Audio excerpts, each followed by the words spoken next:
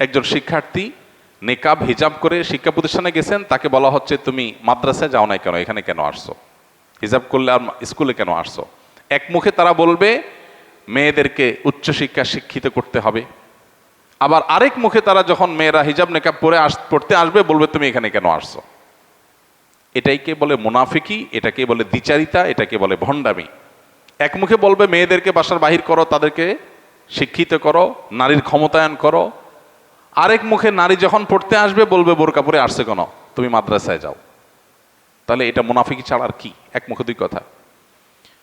ঠিক একইভাবে একদিকে বলবে প্রত্যেকটা মানুষের স্বাধীনতা আছে, যার যা ইচ্ছা করবে, কিন্তু অপরদিকে যখন কোনো ছেলে দায়ী রাখবে, কলেজে পড়ে ইউনিভার্সিটি পড়ে, তাকে ট্রল করা, তাকে কোণঠাসা করা, তাকে বিভিন্ন ট্যাগ দিয়ে তার প্রতি জুলুম করাটাকে হালাল করা, এটা আমাদের দেশে এক শ্রেণীর সুশীল, এক শ্রেণীর মিডিয়া এবং শিক্ষা প্রতিষ্ঠানে থাকা এক শ্রেণীর ঘাপটি মারা নাস্তিক, তাদের কাছে এই বিষয়গুলো খুবই যৌক্তিক মনে হয়। সমস্যাগুলো আসলে অনেক গভীরে, এই সমস্যাগুলোর গোড়া অনেক ভেতরে।